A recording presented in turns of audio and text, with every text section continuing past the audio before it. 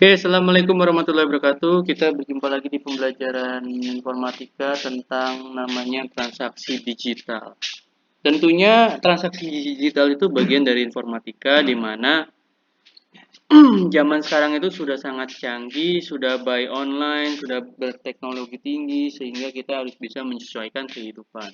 Nah, di materi kali ini, transaksi digital itu dibagi beberapa bagian.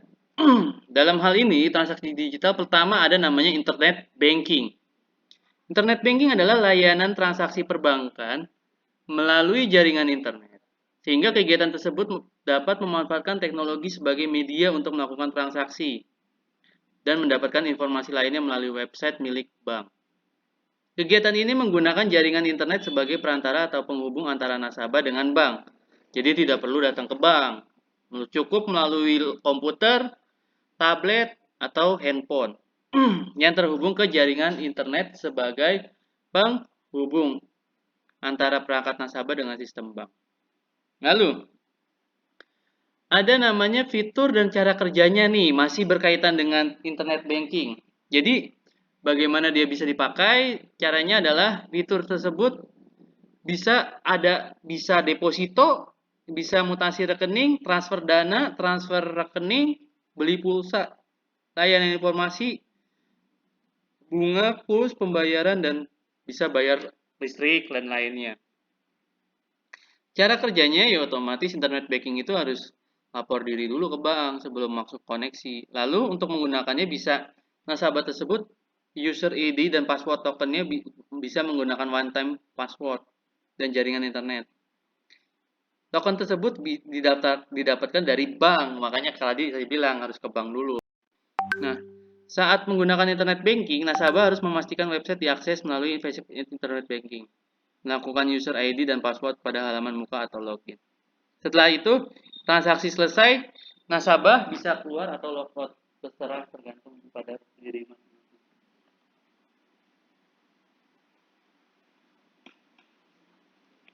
Nah, cara kerjanya itu adalah untuk menggunakan internet banking seperti tadi ya. Lanjut, ada namanya kartu kredit. Yang kedua, kartu kredit adalah alat pembayaran secara non-tunai dengan menggunakan kartu yang diterbitkan oleh bank. Kartu kredit tersebut dapat membantu Anda untuk melakukan transaksi di awal dan dibayarkan oleh bank. Namun pada akhirnya Anda harus membayar nominal. Sama aja kayak nyicil yang sudah ditentukan oleh bank tersebut dari bulan ke bulan. Dan bisa waktunya fleksibel untuk membayarnya sesuai perjanjian. Lalu dapat dilakukan secara online. Nah, beda ya. Kalau kartu debit, kan ada dua, kalau kredit dan debit. Kalau debit, itu kartu ATM yang sudah ada isinya. Kalau kartu kredit, dibayar dulu sama bank, nanti kita nyicil. Nah, menggunakan kartu kredit itu secara bijak. Terkadang, kartu kredit itu tidak sadar kita main gesek, gesek, gesek, gesek, gesek, tahu-tahu banyak, habis. Makanya kita harus membatasi jumlahnya tersebut. Harus membatasi jumlahnya seberapa kita butuh, terus atau mengurangi penggunaan itu. Lebih baik menggunakan tarik tunai karena bunganya sendiri lumayan 3,5% sampai 4%. Gunakan kartu kredit tersebut jika dibutuhkan. Kalau tidak, jangan dipakai. Ya. Terus ini sama kayak tadi kartu kredit.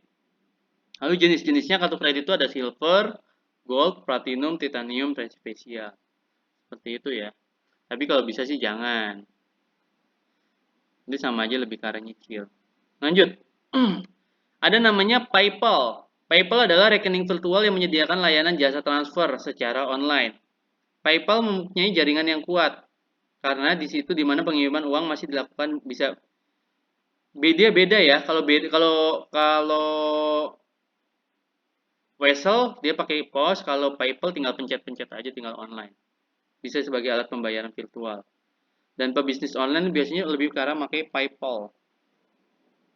Cara membuat akun PayPal tentu umurnya harus 18 tahun di atas dan memiliki kartu kredit sebelumnya yang terkoneksi.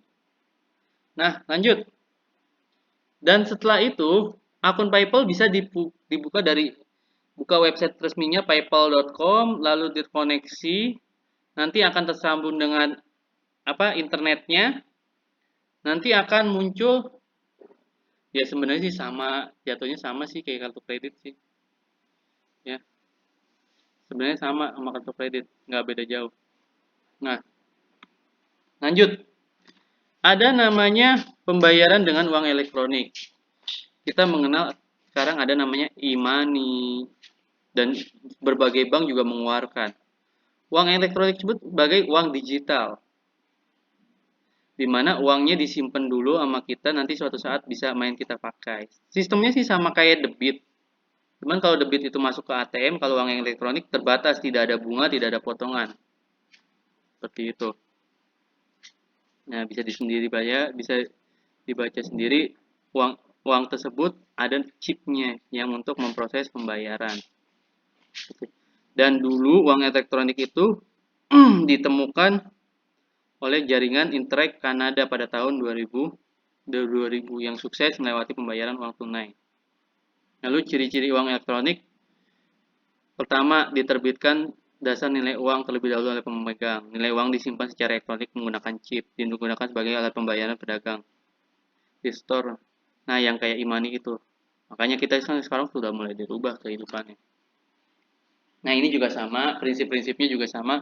Penyelenggara uang elektronik dilakukan dengan memenuhi prinsip tidak menimbulkan resiko, dilakukan berdasarkan kondisi keuangan sehat, penguatan perlindungan konsumen, usaha yang bermanfaat bagi perekonomian Indonesia. Lingkupnya adalah closed loop, open loop, dan lainnya. Ya. Jadi materinya cukup di sini. Kalau ada pertanyaan monggo di kolom komentar. Kalau nggak ada pertanyaan ya sudah. Jika ada salah kata mohon maaf. Wabillahi taufiq wal hidayah. Wassalamualaikum warahmatullahi wabarakatuh.